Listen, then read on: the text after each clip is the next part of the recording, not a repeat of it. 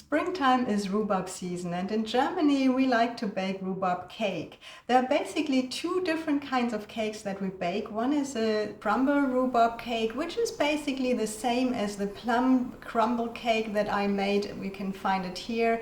And the other one is the one that I'm making today. It's a rhubarb meringue cake.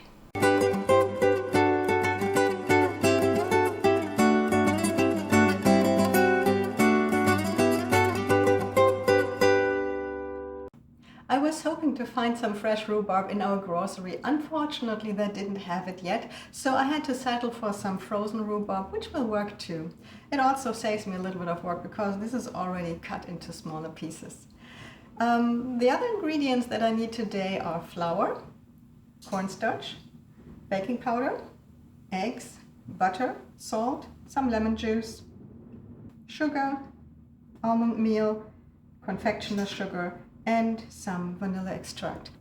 And you will find the quantities for this recipe on the blog post, where you can switch between the metric system and the US customary system for the measurements, and you can also print that recipe. Okay, let's get started. So first we want to create a dough for the cake. For that I'm using the butter and the sugar.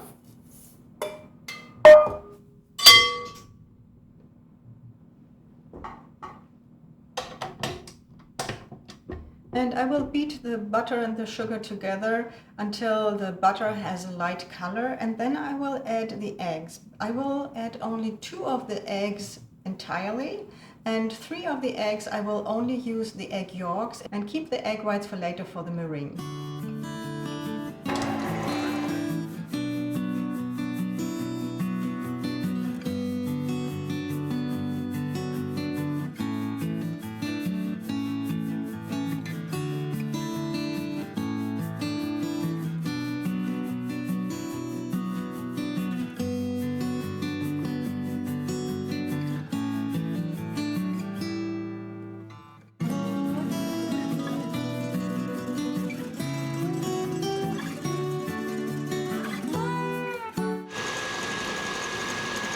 Also adding the vanilla extract.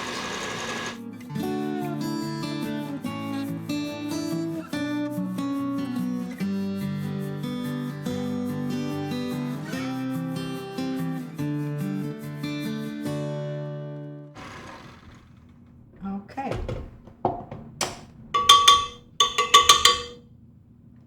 All right, so now I want to mix the flour and the cornstarch. And I will also add the baking powder.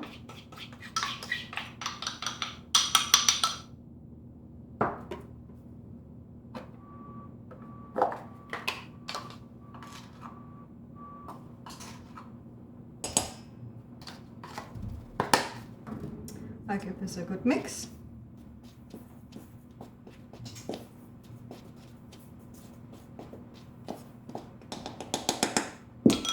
And then I'm adding about 1/3 of this to the butter and egg mix.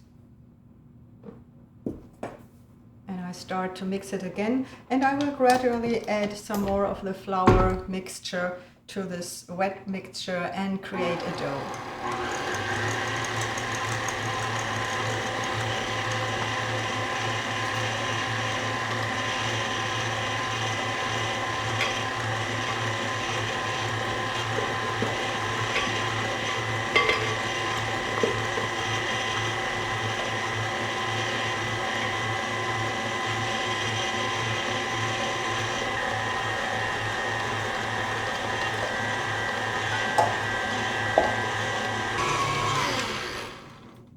Don't mix it too long. You don't want to have the gluten come out, but make sure that the entire flour is mixed in. I'll scrap the sides here a little bit and give it one more quick mix.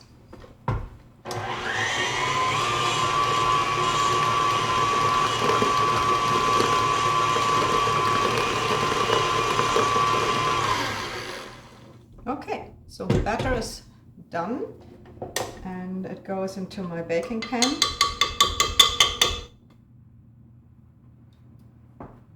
And I have prepared the baking pan with some parchment paper on the bottom, and I greased the sides with some butter. And the oven is preheated to 350 degrees Fahrenheit, and that is about 175 degrees Celsius. Oh, let's leave some for the kids. Now spread this evenly in here.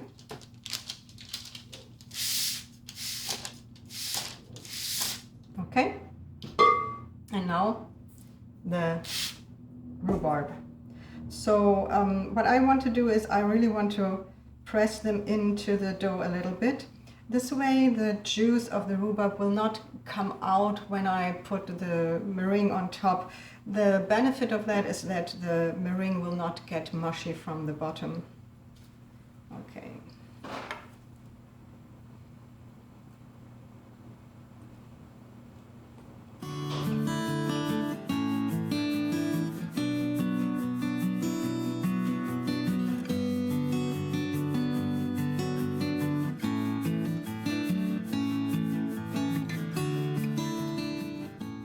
Yeah, so this goes into the oven now, and I will bake it for 20 minutes, and then I will take it out and add the meringue mass. While the cake is in the oven, I will now beat the egg whites. And remember that the secret to success with beating egg whites is that your bowl and your equipment is completely clean. No grease, no dish soap, nothing left. It has to be really, really clean, otherwise you will fail. And I will just throw in the egg whites and start beating. And when they start to form, I will slowly add the confectioner's sugar. A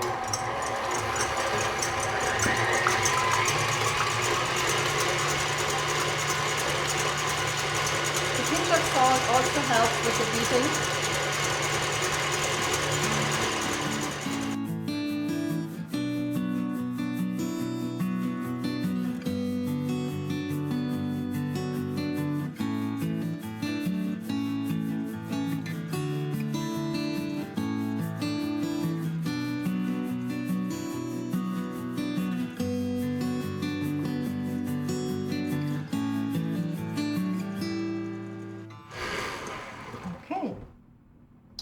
So I will now also add the lemon juice and the almond flour or almond meal.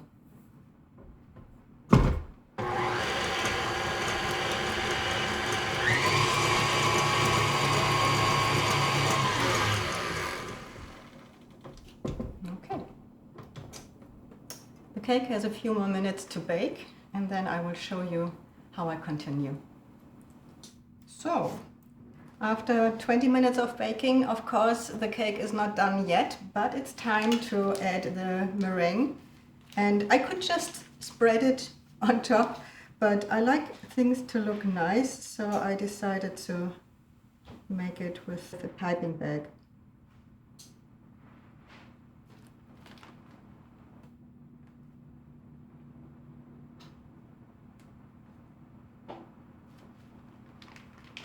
Okay, and back into the oven for another 15 to 20 minutes. Now, if the meringue gets a little bit too brown on the top, you should just put a little bit of aluminum foil on top for the last couple of minutes while it's baking. So, this is what the cake looks like when it comes out of the oven.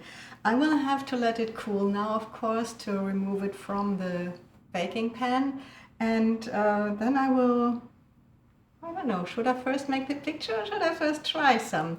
I guess I'll have to make some pictures first because it will take a while until this has cooled and I might have removed all this filming equipment by then. But I will definitely show you some pictures of this cake once I can cut it. So I hope you like this recipe, try it out. If you don't like rhubarb, you can use any other slightly sour fruit that is somewhat similar to rhubarb. And I hope you enjoy this delicious mix of sour and sweet ingredients.